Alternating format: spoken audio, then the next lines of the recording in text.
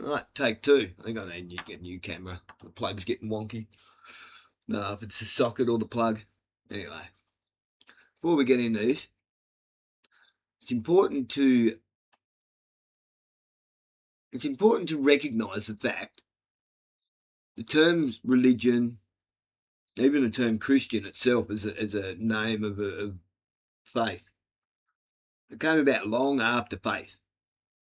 Came about long after God. These are things that we've made up, right? This is why I say I don't do religion. I don't do religion. I do God. God. That's it. Christ. And I say, like, the only major difference between actual real Islam, this shit is fucking, it's not even Islam. This shit you're going on about, I don't know what you just following cuckoos. You're rabbits. You're blind rabbits running around in a rabbit warren, chasing each other, holding each other by the tail. And none of you've got a clue where you're going, what you're doing, and what you're talking about. And so the only major difference, which isn't even a major difference. But this man and I, we could live next door to each other and talk quite respectfully over the fence and not have a problem. Help each other out if needed. We wouldn't have a problem. I mean, Shahid Balston and I'm Christian, he's Muslim. But I can't call myself a Christian. Why? Because Christian isn't Christian anymore. I don't know what it is. It's churchian. It's weird. It's pathetic. It's weak. It's this way or that way. All these different forms of Christianity created by the Roman Catholic Church. It's all over the place. Like, come on, Christian values. Can you tell me any Christian values? We don't have values. We have Christian law that we hold at the highest value. Not Christian values. We can't have this value and that value. We value Christian law. That's it. That's how it's supposed to be. Just like Muslims value Islam. It's Sharia law. Okay. You get 10 different Muslims from 10 different places and they're going to interpret that differently.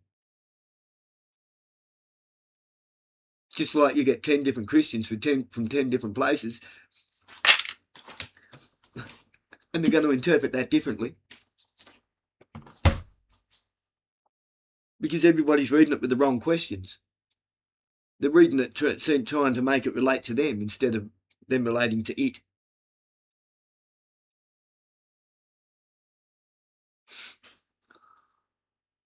You're reading it wrong. Reading it wrong because of one question. How do I relate to this? Not how does it relate to me? It doesn't relate to you. This isn't your book.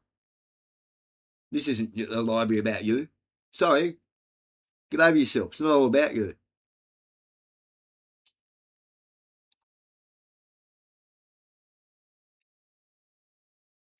She makes a statement right off the get-go here.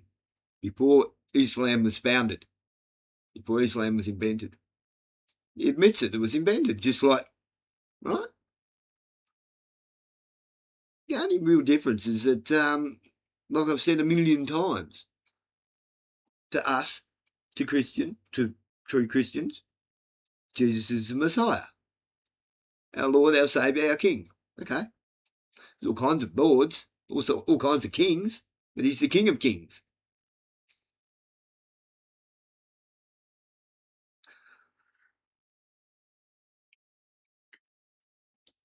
Is he God? He's God's Son. God in the flesh. Aren't we all? Aren't we all?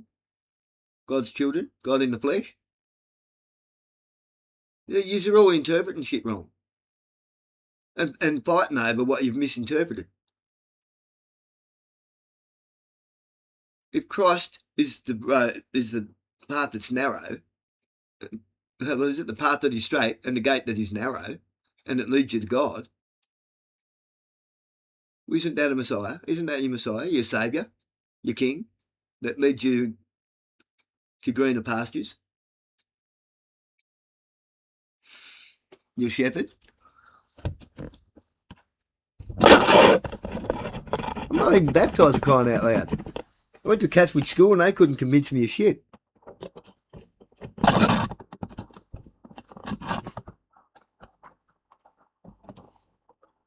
I wasn't convinced of Christ, I found him. I found him waiting for me. But when you lie about us to our friends, like I said last time, you lie about us to our brothers and sisters in Africa, to our kin, we're going to respond to that because it matters to us that our friends and our brothers and sisters are not lied to, and it matters to us that we are not misrepresented to them. And we're not going to let you insert yourself as some sort of an intermediary between us. There has never been an intermediary between us, not for thousands of years. No, you have nothing to do with our history, and you have nothing to do with our relationship.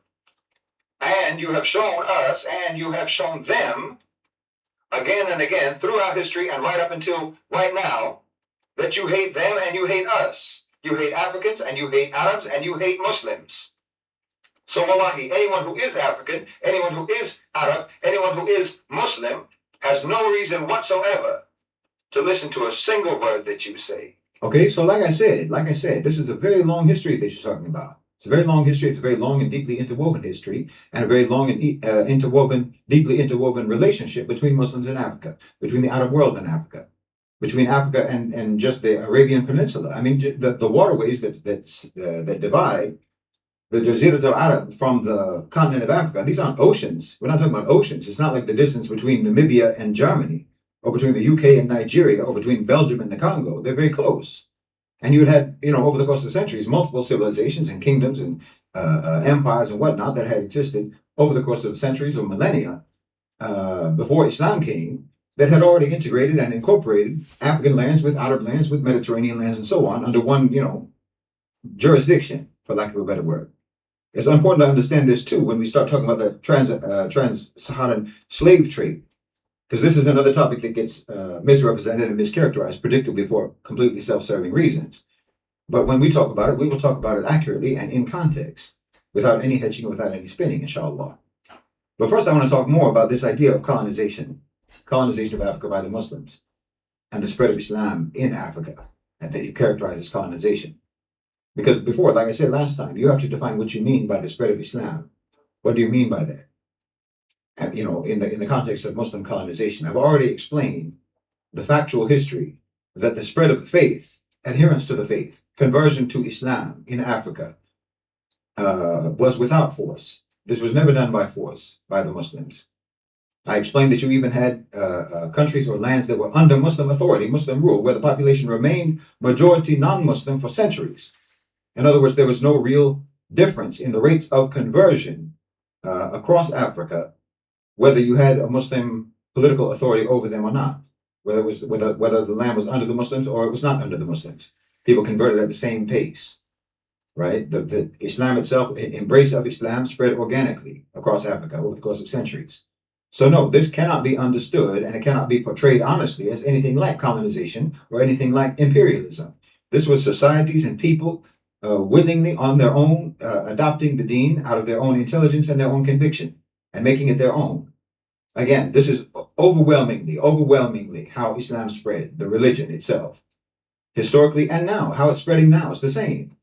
How it's spreading now faster than any belief system. Is that by force? People just get exposed to it. They interact with Muslims. They learn about it. They study about it. They research about it, and so forth. And then they become independently convinced. That's all. Same now as it was then, and same then as it is now. So that can't be it. So if you mean by colonization some mass migration of Arabs into Africa, changing the demographics, well, that didn't happen either.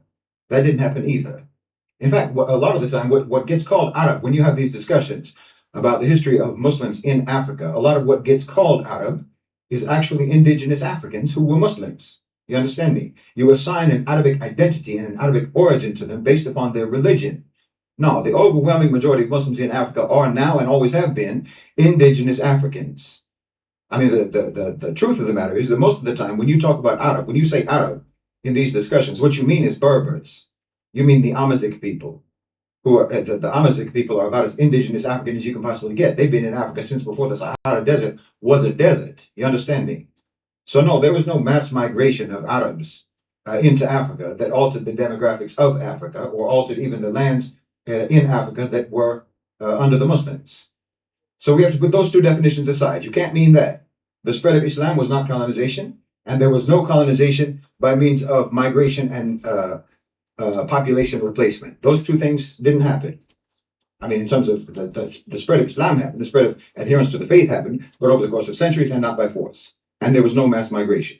So what you must mean when you say, or when you talk about colonization by the Muslims, you must mean the actual military campaigns that took place by the Muslims on the continent of Africa, and that specifically which led to the establishment of Muslim political authority over those lands. That is something that happened, and we can talk about that, and we will talk about it.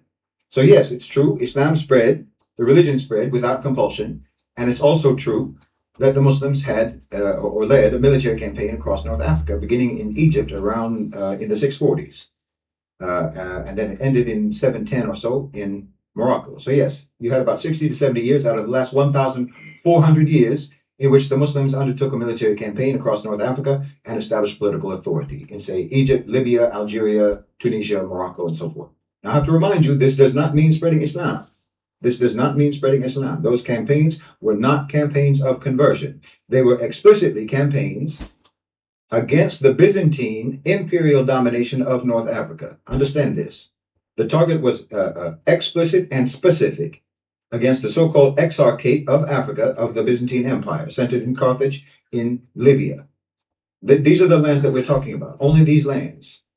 Those people had been conquered by the Byzantines, and they were living under the colonial administration of Constantinople through what they called exarchs, governors, who were appointed by the emperor in Constantinople. And those governors had totalitarian dictatorial power, and most of them were Greeks. None of them were Africans. You understand me? Now, Constantinople is what? Istanbul. I told you, we don't do surface analysis, 360 degrees, okay? So you have to know something about the Byzantines in Africa, because this was really like an early prototype of the Western colonizer model. They came in and they took over, right? They came in, took over violently. They brutally maintained their control through violence. They forced conversions on people. They prosecuted religious minorities in their communities, in those lands. They siphoned off wealth from those lands to the imperial center. It was a fundamentally extractive economic model, imposed by foreigners and administered and ruled and governed by foreigners. Does it sound familiar? Any reports that we have, which are very few, of Africans by Africans living under the Byzantines at that time, they said it was internal strife, nothing but internal strife, social upheaval, and plague. And it's true, it was very unstable. The Berbers fought against them, and then they had even their own soldiers were mutiny against them, their own officials. They were bleeding the economy dry by forcing exorbitant tributes to be sent to Constantinople and so forth. It was not a good situation at all. And there's even a before that as well. I don't want to go too far back, but before the Byzantines, there was the Vandals. The Vandals took over North Africa, and they took it over from the Roman Empire. Before the Vandals came, it was under the Roman Empire for around 500 years. See, the Vandals came and they took over, and then the Byzantines came and kicked out the Vandals in what they considered a reconquest, because for the Byzantines, they didn't call themselves Byzantines, you understand? They were the other half of the Roman Empire. So they considered themselves, they called themselves taking it back for Rome. You understand me? Okay, so the point is, these lands in North Africa that we're talking about had been functionally under one form or another of foreign colonization and imperial control for roughly 850 years. Understand this. With administrative power almost exclusively being non-African, non-indigenous people, Romans, Italians, Germans, or the Vandals were German, or anyway, Germanic people. And yes, that's where the word Vandal comes from, by the way, and for a reason, and Greeks, right? So, in other words, when you're talking about North Africa in the year 640, when the Muslim military campaigns began, you're not talking about Africa. You're talking about the provinces of an empire that imposed foreign rule, that persecuted minorities, that extracted wealth ruthlessly, and that completely excluded indigenous Africans from power in their own lands. I mean, if you want to pretend that when the Muslims and the Arabs came and they invaded, do you think that they invaded and they took over free, independent African countries? You're living in a world of your own Western imagination. You have to remember this about history. You have to remember that history is a continuum, that there's a context for everything. So yes, the Muslims did engage in a military campaign in North Africa. Yes, they did. And the rationale for that campaign was both moral and strategic, and it holds up. It holds up to scrutiny and it holds up to examination. Like I said, Byzantine rule in North Africa is documented. It's not just me saying it. It's documented by mainstream historical sources. It was notorious for corruption. They were notorious for extortion. They were notorious for persecution and notorious for their violence. You understand? Persecution. There was a sect there called the Donatists. There was a major North African Christian community that was regarded by Constantinople as heretics. They called them heretics. So Constantinople was forcing their own version of orthodoxy upon a population, a North African indigenous population that resisted it. It may be worth noting, by the way, that the Donatist sect, the thing that set them apart from the rest of the Christians, was that they thought that church leaders ought to be above moral reproach. They thought that the priests and whatnot shouldn't be sinners, open sinners. They thought that they should practice what they preach, and that got them persecuted. They got persecuted for that. That's just by the way. That was the reason. They didn't have some weird doctrinal thing. They just thought that you ought to practice what you preach. And they were persecuted for that. That's just for your own information. Now, this was a foreign occupation. This was foreign imperial rule by the Byzantines. And it was extractive, and it was religiously intolerant, and it was violent. And it was imposed by force upon North Africa from Constantinople. That's a fact. This is who the Muslims were confronting. This is who. And this is who they understood themselves to be confronting. You understand me?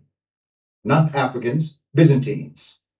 Alhamdulillah that we won. Do you understand? See, when the Westerners, when they want to say that the Muslims were colonizers, they want to say that the Muslims were imperialists or what have you. You see what they're trying to do? They're trying to transfer their actual history onto us. And when they say that they were liberators in their history, they want to say that they were liberators. They brought freedom. They brought human rights. They brought civilization. I've heard that heaps of times. I've heard that argument. I've had people make that argument with me. Like in recent history, they want to cut our heads off Afghanistan and this and that and blah, blah. Okay. Can you blame them? You went over there based on a propagandist load of bullshit that you still believe today. Of course they hate us in their country. But they don't. They actually don't. Only if you're going to go spouting that sort of rhetoric at them. It's like, well, what do you expect you're going to get? You come in the room throwing punches, you expect to smack in the mouth. What? Especially if it's somebody else's house.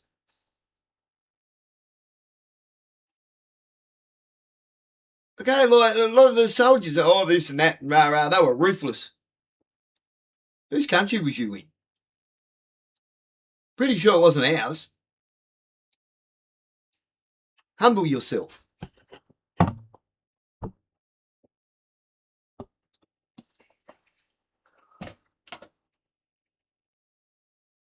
Trying to transfer our history to them. That's a fact. They want to pretend that Muslim history is their history, I'm telling you. No, when the Muslims fought against the Byzantines, not the Africans, when we fought against the Byzantines, when we kicked them out of North Africa, we ended over 800 years of foreign occupation and domination in North Africa. 800 years of domination, oppression, and persecution. Again, this is just a historical fact. Now let me repeat, because I know that you can't help yourself, you Westerners who are listening, with your dysfunctional reflexes. I am not trying to tell you that Muslim rule in these lands was perfect. That's not what I'm saying. I'm not saying that there weren't mistakes. Mistakes didn't happen. There wasn't wrongdoing here and there. I'm not saying any of that. But what I am saying unequivocally is that what Muslims established in those lands was indisputably better than what had been there before. Yes, absolutely. Life under Muslim rule was objectively better than it had been under the Byzantine Empire, under the Christians, under the Byzantines. Like I said, under the Byzantines, it was extremely extractive. As far as they were concerned, North Africa existed to send wealth back to the imperial center. That was the whole point of Africa's existence. They saw it the same way that the British saw Africa, the same way that the Portuguese saw it, the same way that the French saw it, the same way that the Belgians saw it, the same way that the Americans see it right now. They used to tax people beyond belief. The tax burden was unbearable. They made people pay tribute to Constantinople beyond what they could possibly pay. They were bleeding that land dry economically. When the Muslims came, they imposed much lighter taxes. They had taxes, but it was much lighter than the Byzantines, and the whole tribute system, at least as it existed under the Byzantines, that was functionally dismantled or very rearranged. You had communities that would actually negotiate with the Muslims about how much they would pay. It was a negotiation. It wasn't dictation. And that money was for security, for defense, for infrastructure, for administration, and so forth. And that money didn't get collected, by the way, by some imperial Arab collector going house to house and then sending the money back to the capital. How does that relate to right now? Everything that America is throwing at Iran is being handed right back at them in the form of their own ass. Having their asses handed to them. We're having our asses handed to us. Here you go, have it back. Here's your own ass, have it back. We're getting destroyed. Everything that's been tried, no, dead in the water. Now apparently Trump's talking about sending an aircraft carrier in there. Why would you want to do that? It's only going to get sunk into the Strait of Hormuz. Surrounded on both sides. Are you for real? Fancy having a commander in chief that knows nothing about war. Apparently doesn't know much about geography either. Well, cause and effect. Cause and effect economics, cause and effect military conflict. Do this, do that, fuck around, find out. Doesn't even know about that. I don't reckon he's ever found out. He's finding out now. Everything that's ever... Oh, Christ. I think in his last ditch attempt to leave the world with some kind of legacy, he's going to be a dummy spit. Right. Epstein files, fully unredacted. The communities themselves would collect it.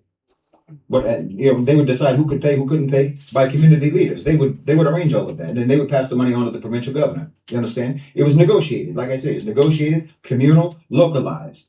And the tribute or the tax was fixed contractually. You couldn't just come in all of a sudden and say, it's going to be twice as much now. You have to pay us twice as much now because we say so. No, it was fixed. And if you were a non-Muslim, okay, first you don't have to serve in the army. You have to pay jizya. You don't serve in the army. You pay jizya. Muslims pay zakah. You pay jizya. And the expenses of that go for the upkeep of the society itself. It was not extractive by nature. You understand me? And like I say, it wasn't being overseen or it wasn't being undertaken by Arab Muslim officials like Romans, tax collectors, the Byzantines, the Christians. You understand? The Muslims negotiated agreements with the towns themselves, with local indigenous leaders. There was no big, at that time, rigid imperial bureaucracy. The leaders themselves were responsible for collecting the taxes themselves among their community, and that gave them a lot of autonomy. A lot more than they enjoyed under the Byzantine colonizers. Like, we've agreed to pay such and such to the Muslim authorities. We've agreed to pay such and such. Well, the Muslims don't care who's paying, who's not paying. We just have a certain amount that you're supposed to give us. And the local community leaders, they can organize that themselves. So they had a lot of autonomy, at least more autonomy than they had under the Byzantines. There was no tax collectors coming house to house. You understand? And like I say, there was religious tolerance. Under the Muslims, there was religious tolerance that they had not experienced for centuries. SubhanAllah, the Byzantine Empire had spent centuries enforcing their own religious doctrine, their own religious conformity and orthodoxy. If you didn't follow the official interpretation, you're a heretic, you get persecuted. I mean, not to mention Jewish communities in North Africa, they were obviously persecuted. Well, the Muslims stopped all that, alhamdulillah. Christians and Jews were allowed to practice under Islam, under Muslim rule, practice their religion. Yes, they paid taxes as non-Muslim subjects, but they were left to govern their own religious affairs. We didn't care about that. Like I said, we are practical people. Muslims are practical people. Muslims didn't go there to force anyone religiously either way, one way or another. Not in terms of our own faith and not for any particular interpretation of your own faith. That's your own business. We're just concerned about political stability and public order. You understand? So yes, a lot of Christians, and certainly Jews, but definitely also a lot of Christians had it much better, and they had more freedom under the Muslims than they had ever had under their own Christians, under their own Christian brothers. And look, when the Muslims came to North Africa, when the Muslims and the Arabs helped to liberate North Africa from the Byzantines, because that's what that was, those lands stopped being just the western edge of a foreign empire. North Africa itself became part of an enormous commercial network. You understand me? From the Atlantic coast to Central Asia to the Indian Ocean. For those lands, trade expanded. Urban centers grew. See, you have to understand something. Again, this is one of the dramatic differences. between European Western colonization and what actually in real life happened with the Muslims in Africa. You have to understand this. Now, remember I said, first let me remind you, those lands had been under foreign domination and rule for over 800 years. They were ruled by Greeks, Germanic people, and Italians. Okay? But look what happened with us. That wasn't like that with us. Okay, first let me look at the military campaigns, okay? Let me be organized about this. Egypt was the first. The Muslim army was predominantly Arab that took control of Egypt. If you want to take religion out of it, yes, okay. That was an Arab military campaign in Africa, in Egypt. Yes, that was almost all Arabs when they kicked the Byzantines out of Egypt. 90 to 95%. Libya was the same, or Eastern Libya.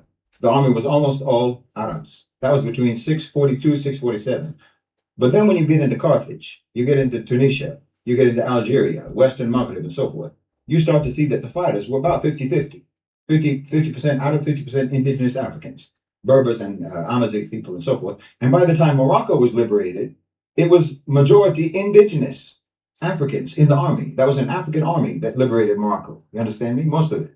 Mostly. So that's first of all. The only lands that were actually liberated by Arab Muslims or predominantly Arab Muslims that were fighting in the campaign, that's going to be Egypt and Eastern Libya. All of the other lands that were liberated by armies that were both Arab and African, mixed. African Muslims participating in kicking out their own Byzantine colonizers alongside their Arab brothers. That's the real history. That's the real history. That's not spin. That's not narrative. We're unspinning the false narratives here. Do you understand me? So like I said, even Libya was now Libya. Only the eastern part of Libya was actually liberated by a Muslim army that was 90% Arab. So really it's only Egypt. Only Egypt. Because the rest of Libya, Tunisia, Algeria, Morocco, this was all done by militaries that were increasingly over time dominated by locals, indigenous Africans. And Islam gave them the strength and Islam gave them the support to rise up against the Byzantine occupation that they had been living under for over 800 years. That's the real story. That's the real story. And the Berbers, the Amazigh, I mean, they fought everyone. They fought everyone. They fought the Romans. They fought the Vandals. They fought the Byzantines. This was a tough people then and now. And they fought the Muslims too. The Berbers fought the Muslims too. Yes, they did. That's why it took so long. That's why it took so long, you see. I mean, you see, like Egypt and East Libya, right? The Arab Muslims kicked the Byzantines out of Egypt and Eastern Libya in about 5 years. Just took about 5 years. But Tunisia, that was decades. That took decades. The rest of Libya, that took decades. Because of the Berbers, because of the Amazigh. They fought tooth and nail. I said they fought the Romans. They fought the Romans and they failed, but they kept fighting. They fought the Vandals, but they failed, but kept fighting. And they fought the Byzantines, and they were failing, but they were still fighting. And they fought the Muslims when the Muslims came. And then they embraced Islam. And once they embraced Islam, that's when they won against the Byzantines as Muslims. And Islam is what gave them the power to do it. Yes, like I said, the Berbers were fighting. The Berbers fought against the Muslims too. They fought against the Arabs. And they fought hard. They fought hard. That's why it took so long, like I said. Because anyway, that's what they've been doing for centuries. They've been fighting against other foreign forces for centuries, and that's what they would have seen the Arabs as, just another foreign power coming to take over. That's how they would have seen them. That's all they'd ever been doing for centuries anyway, was fighting against foreign powers. And then the Arabs themselves, the Muslims themselves, they fought against them because if you can't stabilize your control, then those Byzantines are going to come right back. You already know that they will. So this wasn't about Arab domination or Berber suppression. It was about preventing another reconquest by the Byzantines, because we know how much they like reconquest. You understand? That's not just me saying it, because look what actually happened. Look what actually happened. This is what I was getting to when I started talking about this. Once political control had been stabilized, almost all of the people in charge were locals, not Arabs, not foreigners, indigenous African Muslims, Berbers who embraced Islam. They became soldiers, they became scholars, they became governors, and they eventually became the rulers. Within just a few short generations, Berber Muslims were leading the whole region. You understand? It was the Berber armies, Amazigh armies, that established Andalusia in Spain. I mean, Berber dynasties like the Almoravids, like the Almohads, they built powerful empires that ruled in North Africa and in Al-Andalus in Spain. You understand me? Africans. I bet you didn't know that Africans ruled in Spain from the 11th to the 13th centuries. No, you didn't know that. One of the reasons you don't know that is because what you've been taught, or how you've been taught to think, is that if they're African and they're Muslim at the same time, well, that means that they're Arab. But like I said, you can't get much more indigenous African than the Berbers, than the Amazigh people. They're about as indigenous as you can get. But truth be told, another reason that you don't know that is from outside. It's from outside, not just the West misinterpretation. One of the reasons that you don't know that you had Africans ruling in Spain, one of the reasons is because we don't think of ourselves that way. You understand? For us, we're just Muslims. That's how we understand it, literally. We don't define by so-called ethnicity or race or color. We just say Muslim Spain. You understand? We say Muslim Spain, Muslim armies, Muslim governments, Muslim scholars, Muslim dynasties, Muslim accomplishments. We don't attach ethnicity to any of those things. We're not obsessed with what you are obsessed with. We base our identity on Islam. You understand me? And because of that, you get to say whatever you want to say. And you get to imply whatever you want to imply. That everything was Arab.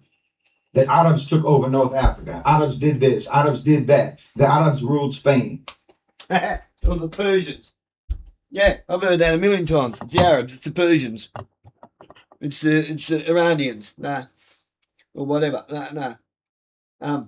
Here's another stupid argument. Oh, they're outbreeding us. They're gonna outbreed us. No, we're just underbreeding them. Why? Look at the state of our economics.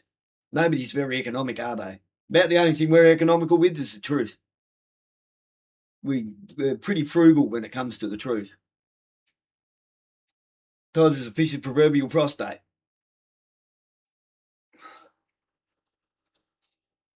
Spendthrift when it comes to money.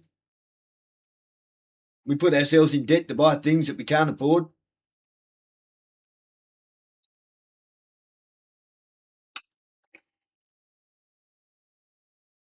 The government's even worse, because they don't have to pay it back, apparently. How dumb is that?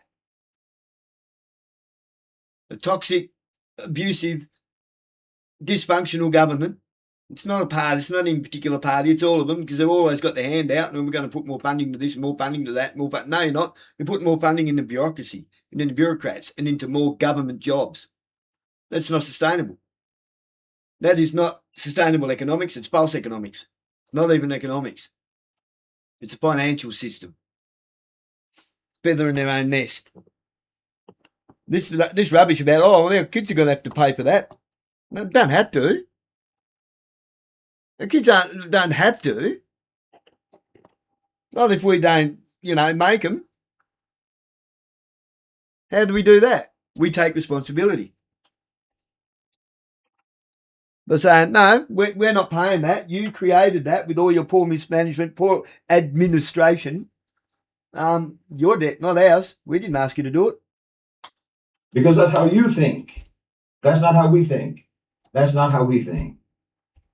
I mean, if you want to put it, if you want me to put it in your terms, okay? Africans rose up and liberated themselves from Byzantine occupation and colonial rule with the help of Arabs. And in the wake of that expulsion of colonizer Christian Byzantines, you had indigenous power structures that were developed and that were controlled by indigenous Africans. There, that's how it was. Does it make it easier to understand when I put it in your terms, in the terms of ethnicity and nationality? Because it's the same story, but we just take the ethnicity and the so-called race and the color and the nationality, we just take it out of it and we say Muslim. But that's what happened. If you want to put it in those terms, ethnic terms, racial so-called terms, color terms, nationalistic terms, yes. Africans rose up and kicked out an 850-year-old colonizing occupation in their lands with the help of Arabs. And then once they kicked them out, they built their own governments. They established their own rule. They established their own indigenous, independent empires and dynasties and governments and ruling system. African. Because that's what actually happened. So you get messed up about it when the word Muslim gets involved. You get confused when the word Muslim or the word Islam gets involved. Then all of a sudden, you don't know. Because I understand it, like I said, because we don't think of ourselves that way. So as soon as we take the race out of it, so-called race, we take the so-called race out of it, we take the so-called nationality out of it, we take so-called ethnicity out of it, and we only think about it as Islam and Muslims, Well, your brain doesn't know how to process it. And you think Islam means Arab. So therefore, every time you see the word Islam, you see the word Muslim. You see Muslim Spain, it must be Arab Spain. You see Muslim Africa, must be Arab Africa. That's how you think. So the absence of us using those words lets you just put those words in there on your own. It's like an autofill. But see, there's another reason. In fact, there's another reason why you would never. You know what? Even I'm learning stuff here. You know what? Because I don't fucking think I know everything. Right? I'm being humbly corrected on a couple of things here. Because I didn't have a. There was once upon a time I had that solid stance. I had that. There was once upon a time I had that solid stance on shaky ground. My house is built on the sand, on the Shipton sands. No point building your house on a rock if the rock sits on a shifting sand. That's pretending. That's pretending to be moral. I'm going to walk all over you with these morals, you know. I'm going to drop my rock on you. Obviously, your rock's not stable. You can move it. It's not, you know, your rock's not in a moral place. If you have to pick your rock up and move it, it's in a bad place. It's on shifting sand.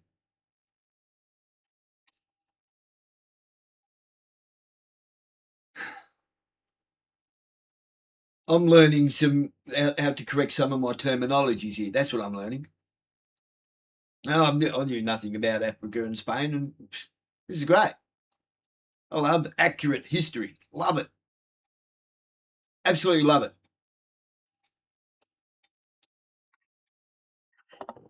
Accurate history, not the shit we're told. No, the Arabs did this and they did that. No. Oh, the Muslims are going to cut our heads off. No, they're not. That's just certain people. There's certain people we pissed off.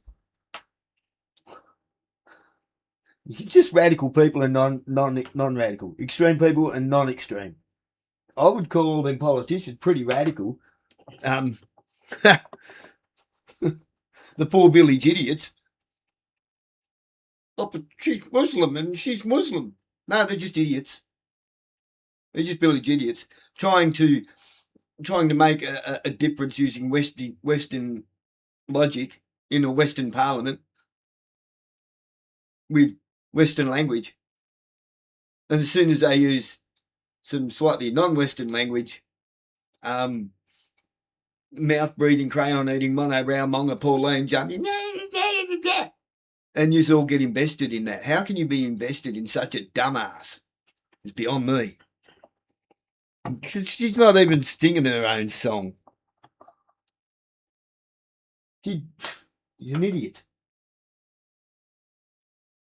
Look, back and forward like a yo-yo. Look at Scott Chalmers. Where's he from? Look at the, what do they call themselves? I watched a couple of shows and I thought, this bloke's a fucking idiot. Looks like the Lorax. Faith and politics or something. That Gronk with a long beard, scruffy looking prick. He reckons, I fought against them and they want to cut their heads off. No, they'd probably just want to cut your head off. Go and have a shave, they might not recognise you. You filthy grub. Yeah, I know, I'm a bit scruffy at the moment. No, this guy looks like the Lorax. Literally, off Dr. Seuss. It's pathetic. It's absolutely pathetic.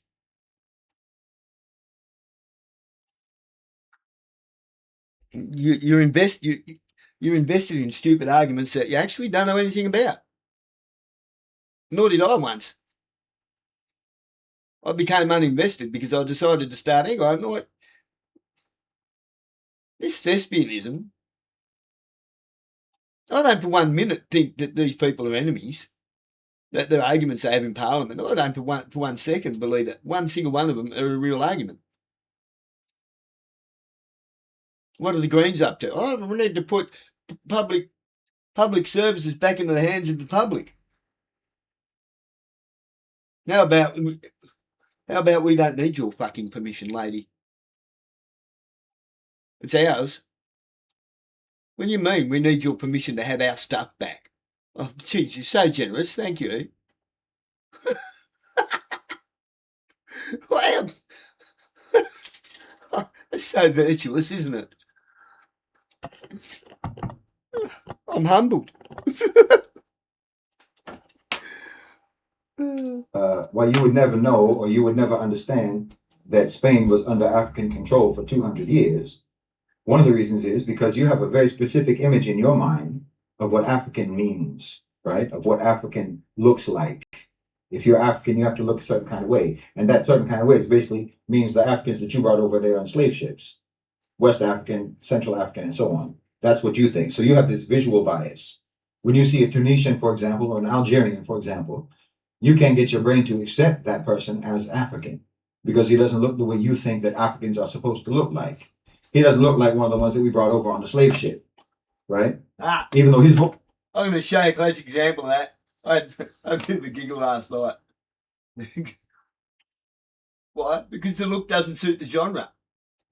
And I'll go over here. You know what? I don't want Rally. Go to history. Rally. It's a facility. Where is it? Where is it?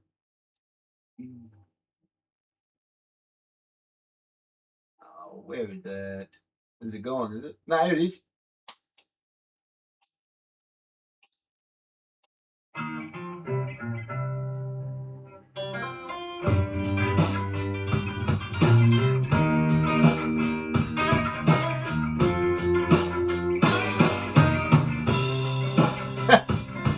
It doesn't suit the music, does it?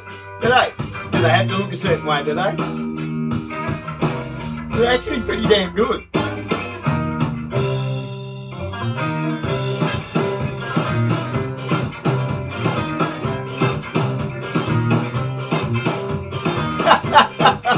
I got a giggle out of it.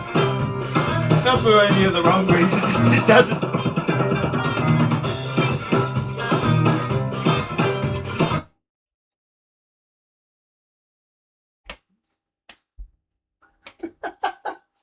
Right? I'm just trying to prove the point here. We've been so programmed to look at things in a certain way. That just doesn't look right, does it? It's just not right. Why? Now ask yourself, why isn't it right? Social conditioning, programming. You've been programmed to like, no, that music doesn't go with that. They're dressed wrong, they look wrong, they're the wrong colour or whatever. Maybe they like that music. That's the way they dress. Get over it. It's good for a giggle. There's no reason for disrespect. Whole lineage, his whole family line is indigenous African. And then it also doesn't help. He's Muslim, so I don't understand that. He speaks Arabic, so I don't understand that. So he must be Arab. He doesn't look like an African that I think of. He doesn't sound like an African that I think of. And his religion isn't what I think an African's religion is supposed to be. So he has to be Arab. Yeah, in fact, that's another thing, actually. That's another thing. I don't want to get too sidetracked with this particular train of thought, but that is another thing. And this goes back to why we have to use our own frameworks and not use your frameworks. Because for Arabs, they have an understanding that it means you just speak Arabic, right? If you speak Arabic, you are Arab. Which is why Pan-Arabism, when that happened, it was inclusive of North Africa. See? You only think in terms of race and ethnicity. So you don't even understand what Arabs mean when they say that someone is Arab. You don't know whether they mean genealogically or linguistically. So you get confused. And then you come up with this whole Arabized, this stupid term, Arabized. Like Africans aren't Africans if they're Muslim. Like Africans aren't Africans if they speak Arabic. They've been Arabized. They've been Arabized, like some kind of magic spell. You've been hypnotized. You've been mesmerized. You've been Arabized, right? Wallahi, you don't understand anything. So no, the Muslim military campaigns against the Byzantines in North Africa, that was not, we're not talking about Arab control, Arab domination, Arab colonial officials, Arab imperial soldiers, imperial... How does this relate to Christians with Israel? Same thing. Oh, it's Israel. Is it? I thought Israel was Jacob. Oh, okay. So What's Jesus' Israel then? What's Christ's Israel? What's God's Israel? God's Israel's in the sky, is it? Who's God's Israel in there? God's Jews? Gentiles and Jews alike? A branch is broken off from the tree, a branch is added to the tree. But you can't grasp the same concept when it comes to Islam. We've got so much more in common than you realise. You're just not good Christians. That's not me making a judgment, that's an observation. I'm not a good Christian. I'm bloody hopeless. I'm learning. I'm learning more about being a good Christian from one of our Muslim brothers than I'll ever learn in any Christian church. That's saying something, isn't it? Tax collectors, out of judges, out of governors. No. For the first time in almost a millennium, those countries actually had indigenous authorities, indigenous authority structures. And you want to call that colonization? How? The overwhelming majority of the people remained the same indigenous populations, genetically, genealogically, that had lived there before Islam came. And once Islam came, or after Islam came, they overwhelmingly ran their own local regional governments. And they became their own major autonomous independent powers. And yes, non-Muslim Africans also were not excluded from the power structures either. No population that was ever conquered by European colonial powers ever had anything like that under Western colonizers, ever, anywhere on the continent of Africa or anywhere else in the world, at any point in the colonial history. Full integration into the whole civilizational structure as equal players, as autonomous indigenous rulers. That's not what colonization looks like, subhanAllah. That's the opposite of what colonization looks like. What are you talking about? And look, again, see how things actually turned out. Because I told you at the beginning, I told you that the Arabs, the Muslims, they only carried out the campaign, the military campaign, to dislodge the colonizer Byzantines, right? Not just for the sake of wanton expansion, imperial expansion. Now you got to get over this whole, look at, they're going to outbreed, they're outbreeding us. Bullshit. No, they're just outperforming us. Morally. Like, seriously, they're outperforming us morally. And the ones here in the so-called Muslim Brotherhood, the westernised Muslim Brotherhood, they're not even really recognised. Why? Because they've westernised themselves. They're trying to fight a Western ideology using Western logic, which is pretty sparse, isn't it? It's almost an oxymoron, isn't it? Western logic, Western intelligence, Western morals, Western values. It depends what you value. Christian values? What do you mean Christian values? How can you have multiple Christian values? That term in itself makes no sense. Christian is a value. A value, like law, Christian law is what we value. There's not multiple values to Christianity. It's that just we value Christian law. That's it. In the highest regard. But apparently we don't. Because you run around bending the knee to legislations and making idols, practicing idolatry, worshipping false gods. What do you mean? I go to church every Sunday, and and you're calling the man in the building father? Are you for real? Yes, father. What do you mean? He's not your father. He's got a name. Use it.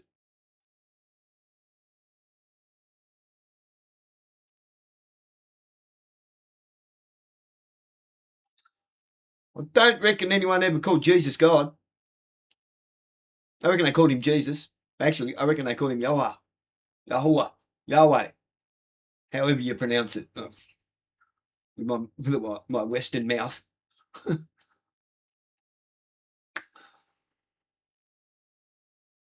Romans called him Jesus. So I reckon that's what they called him. Jesus of Nazareth. Yahuwah Nazarene. Which probably wasn't said that way either.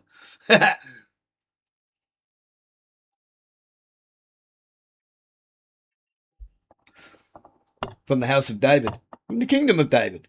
Son of David. From the family of.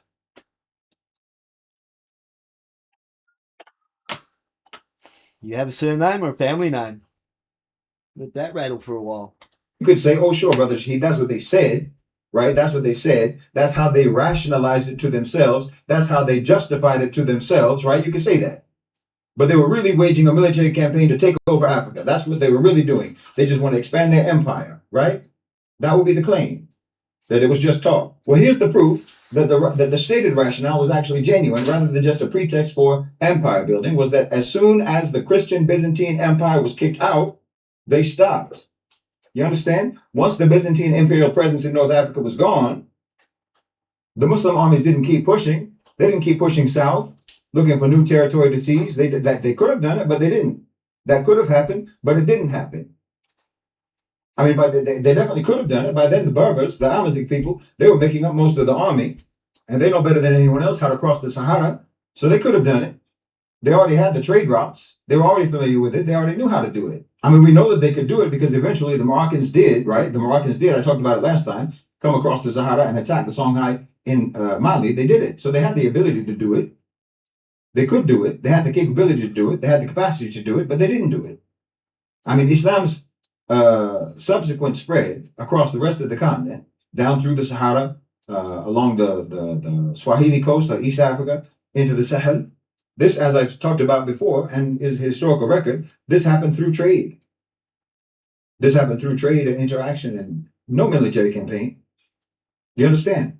So if your suspicion that the underlying motive was imperial expansion for its own sake, that that's really why they did what they did, well, you had the whole rest of the continent to conquer.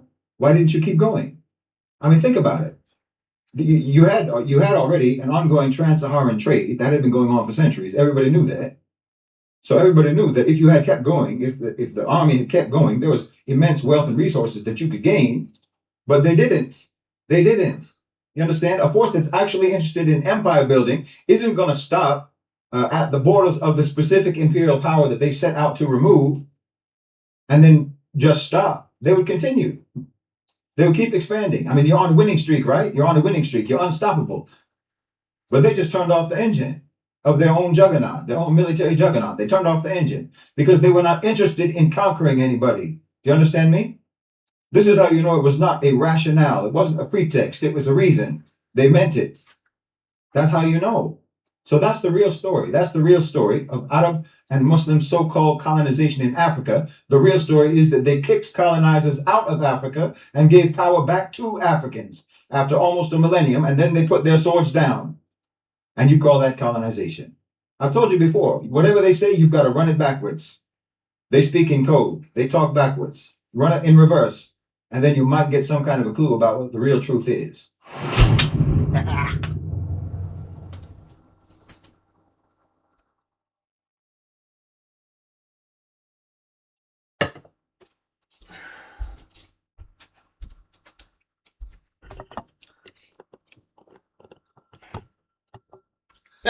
It's funny, you know. Even my daughter reckons I'm being shadow banned.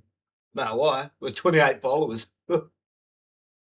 28 followers. I don't do it for the clicks and the likes. I don't do it for the followers. I don't do it for any of that shit. I'm just interested in truth. Truth hurts, doesn't it? It's funny how I spend the whole day with every single comment I made anywhere was deleted as soon as I posted it. The whole day it went on every platform. And then the next day it stopped after I had a piss and a moan about it.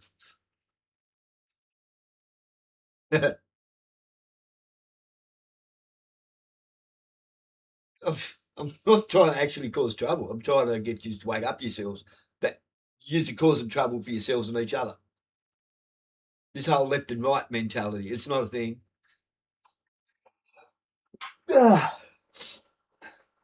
Look at every time there's ever been any major conflict, and then the rebuild starts.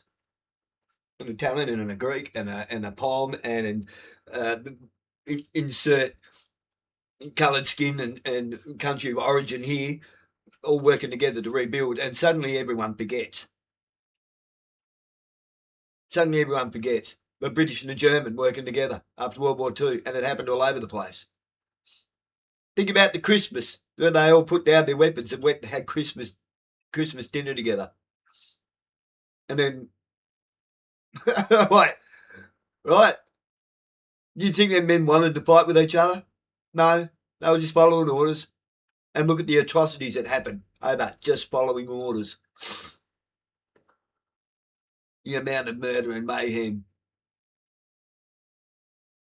If you ever wanted any more evidence, you're not going to get any more proof and evidence that we don't want to murder each other. And the governments agreed between each other to send us off to murder each other.